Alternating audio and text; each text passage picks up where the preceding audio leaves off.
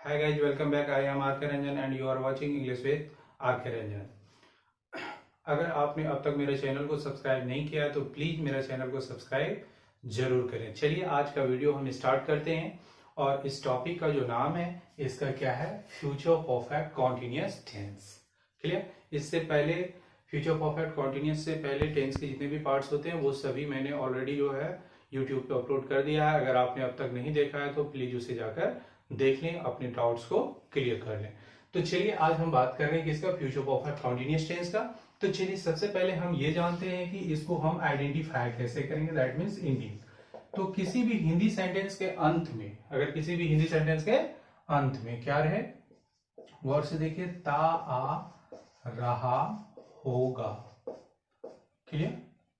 ता आ रहा होगा, ती आ रही होगी, ते आ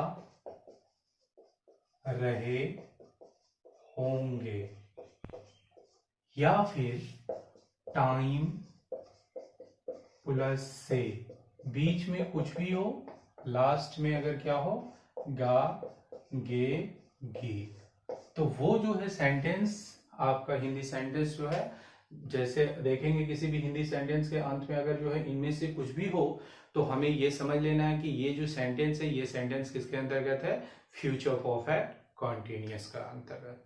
इज दैट क्लियर। अब हम बात करें इसकी रूल की।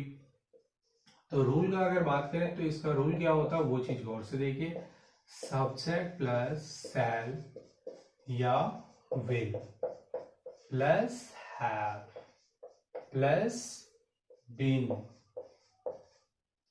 Plus before plus object plus for या from plus time factor.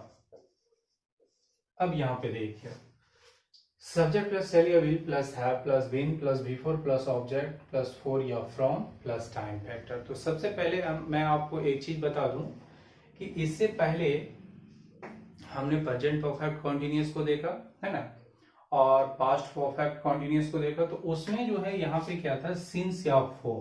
Clear. लेकिन यहाँ पे क्या आ गया, फॉर या फ्रॉम।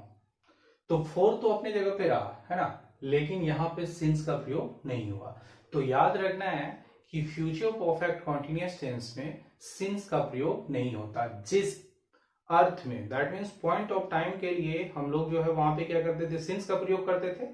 लेकिन यहाँ पे अगर फ्यूचर परफेक्ट कॉन्टिन्यूअस की बात करें तो यहाँ पे सिंस के बदले ही जो है हम किस चीज का प्रयोग करते हैं, फ्रॉम का। क्लियर। तो इस टेंस में पॉइंट ऑफ टाइम के लिए हम सिंस का प्रयोग नहीं बल्कि किस चीज का प्रयोग करेंगे, फ्रॉम का प्रयोग करेंगे। और फॉर तो पीरियड ऑफ टाइम के लिए होता है तो वो होगा ही। Is that clear. अब जैसे हम बात करें एग्जाम्पल की, तो यहाँ पे गौर से देखिए,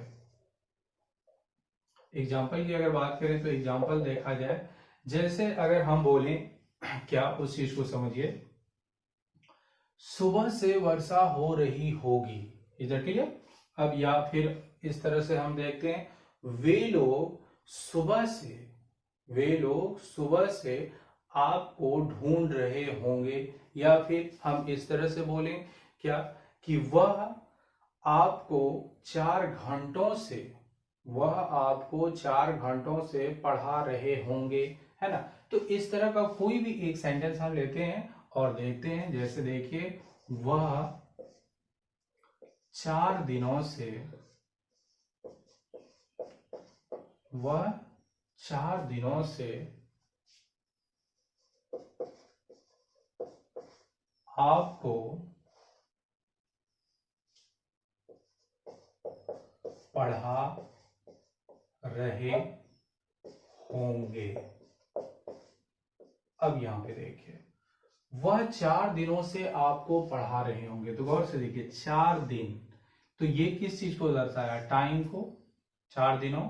और यहां पे क्या लग गया, से। तो क्या बताए, टाइम प्लस से बीच में कुछ भी रहे और अंत में क्या होगा, आगे इनमें से कुछ भी रहेगा, तो ये किस में बनेगा, फ्यूचर परफेक्ट कॉन्टिन्यूअस में। तो यहाँ पे देखिए, वह 4 दिनों से आपको पढ़ा रहे होंगे। तो अब यहाँ पे हम बात करते हैं, तो गौर से देखिए, ही will have, he will have been teaching you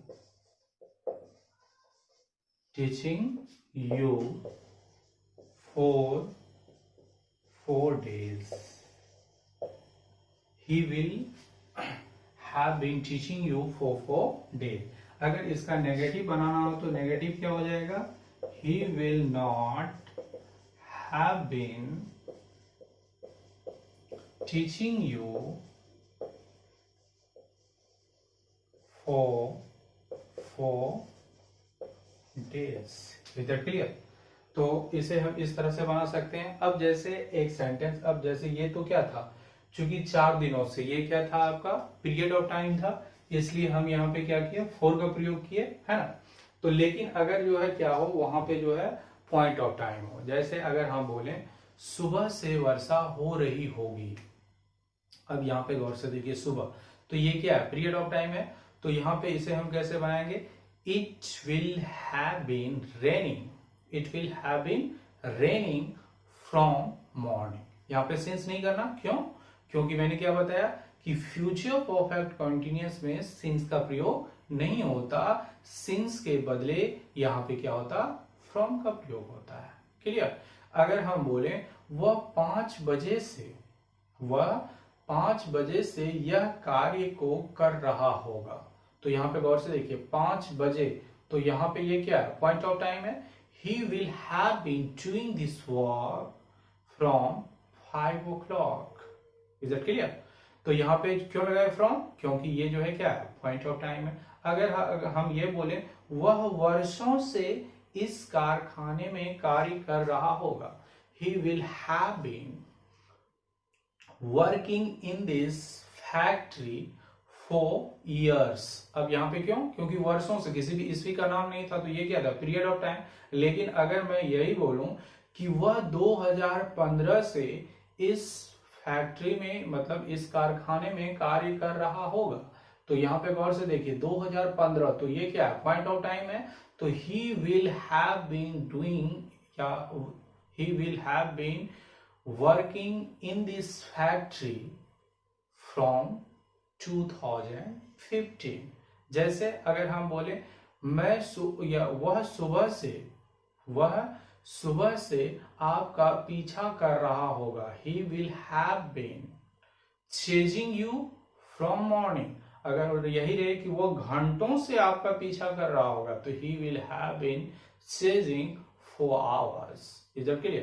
तो इसमें ये कॉन्सेप्ट आपको ध्यान से रखना है, समझना है कि इसमें जो है सिंस के बदले ही जो है किस चीज का प्रयोग होता है, फ्रॉम का प्रयोग किया जाता है.